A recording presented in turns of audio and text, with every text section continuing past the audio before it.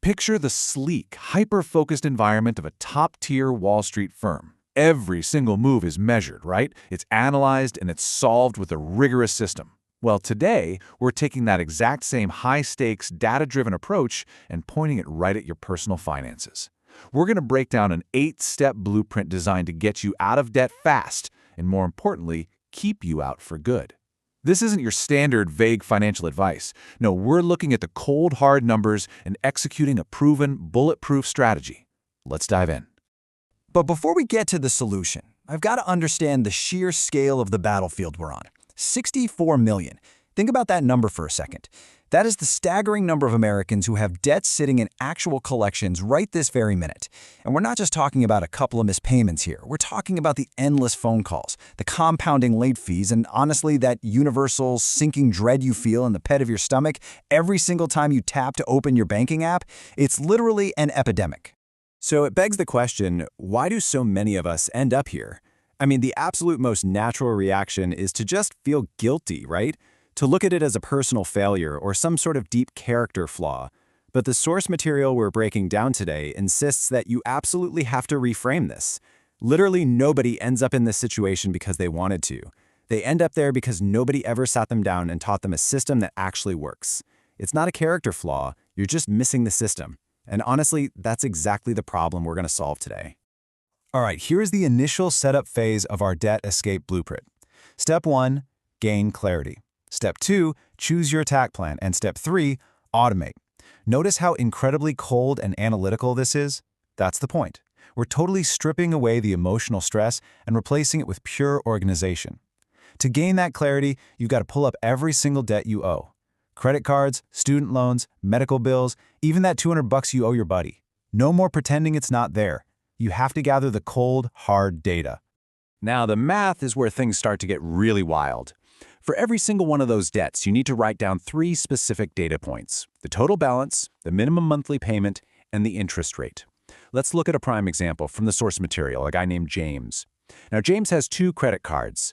Those minimum payments might look totally manageable until you glance over at that third column and see interest rates of 22% and 27%. I mean, that rate is mathematically crushing him. It's exactly why people make payments for literally years and go absolutely nowhere.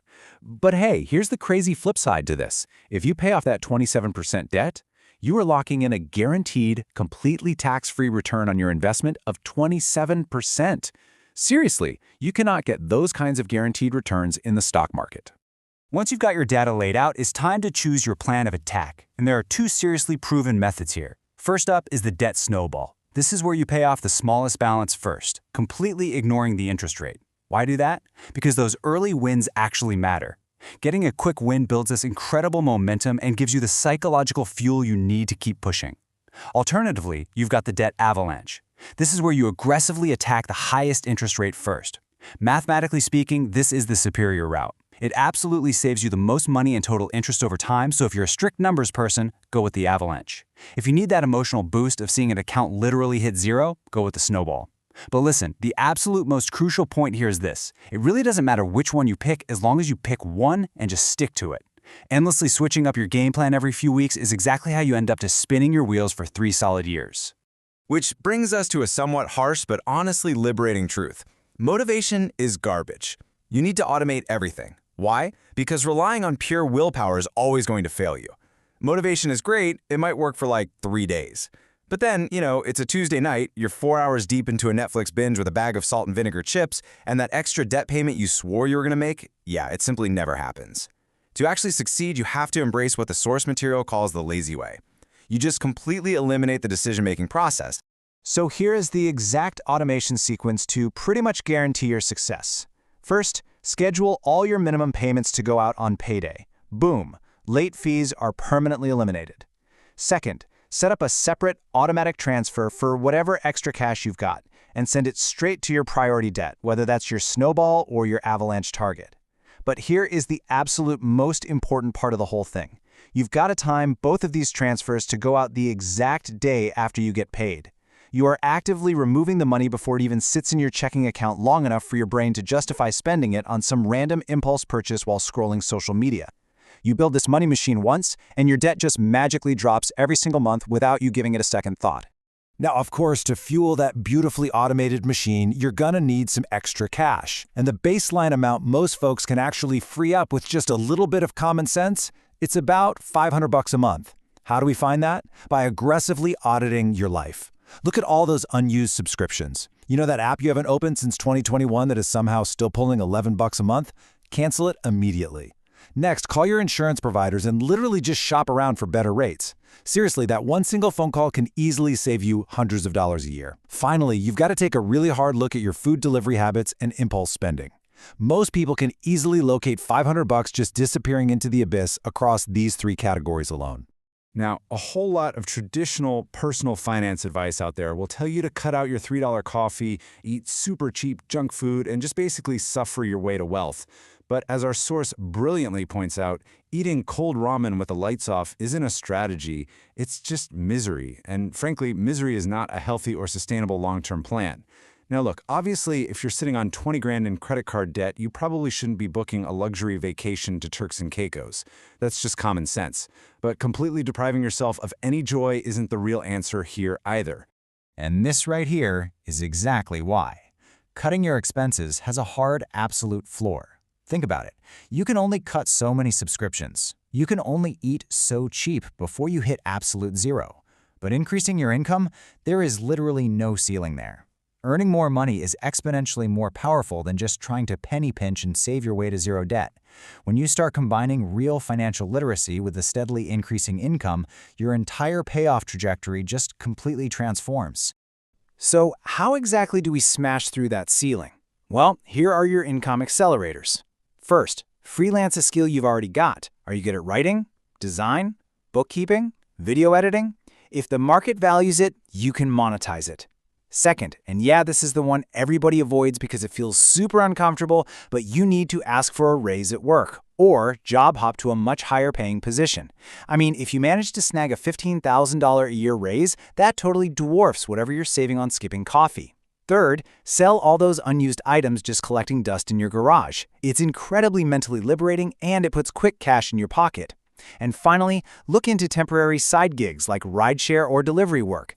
But remember the golden rule here. Any extra money that comes in goes straight to the debt. No lifestyle upgrades whatsoever. To make absolutely sure this newly generated income is actually doing its job, you have to track your progress weekly. Not monthly, not quarterly, every single week. Just carve out 5 short minutes every Sunday to open up your tracker. Doing this maintains constant, laser-focused visibility on your progress. Because here's the thing, people who only check their accounts once a month, they miss all those sneaky recurring charges. People who check weekly catch them before they ever have a chance to compound. It is exactly like stepping on a scale when you're trying to get in shape. You have to measure it to manage it, and you've got to acknowledge the progress to stay motivated in the fight. Escaping the traps. How banks keep you in the cycle. All right, as you start making some real headway, you need to remain incredibly vigilant. You really need to understand exactly how banks use systemic traps, literally hidden in plain sight, to keep you locked in this perpetual cycle of debt. Trust me, they do not want you to escape, and they've got calculated bets placed heavily against your success. Let's break down the actual math on these traps. First up, balance transfers. Sure, they'll offer you 0% APR for 12 months, and yeah, that looks absolutely incredible on paper. But the trap here is retroactive interest. If you miss a single payment, or if you fail to pay the whole thing off before that little window closes, boom, all that interest hits you all at once. Second, minimum payments. This is where banks make their real money, folks. If you've got a $5,000 balance sitting at 27% APR and you're only paying the minimums, it is going to take you almost 25 years to pay it off, and you'll end up paying back more than triple the original balance. It's insane. And finally, please beware of debt relief companies that charge hefty upfront fees just to do things you could totally do yourself, like simply calling up a creditor to negotiate. The final phase. Never go back. If you can successfully dodge those traps and you actually stick to your automated system, you are eventually going to hit zero. But what happens to most people? They feel that massive rush of relief, the debt is officially gone, but the underlying behavior, it never actually changed. So within a year, they slide right back into those exact same old habits. It's just like reverting back to eating junk food after a crash diet. To make sure you never ever go back, you have to deploy a tactical defense system. First, if credit cards are your main weakness, just switch to physical cash envelopes for problem categories, like dining out or online shopping. The rule is simple. When the envelope is empty, you are entirely done spending for the month. It literally builds physical muscle memory. Second, if you do use credit cards, the golden unbreakable rule is that you pay the full balance every single month. Do not listen to people who are carrying thousands and 27% debt trying to justify it to you with credit card rewards points. I'm telling you, those points are literally worth less than a penny per dollar. It is a complete mathematical illusion. And finally, you've got to build an emergency fund covering 3 to 12 months of living expenses. When the AC violently dies in the middle of July or your car's transmission blows up, this cash cushion is literally the only thing standing between you and whipping that credit card back out. Which really brings us to our final overarching thought for this explainer. Debt is absolutely not a character flaw. It is simply an objective, mathematical systems problem. Really, it's exactly like physical fitness. So I want to leave you with this provocative question. Something to help you evaluate your own daily habits. Are you intaking more financial calories than you expend? Think about it. If you're making good money, but your debt just keeps getting quote-unquote fat, it's simply because your system is broken. So implement the blueprint. Build out those automations. Push up your earning ceiling. And finally take permanent control of your financial calories.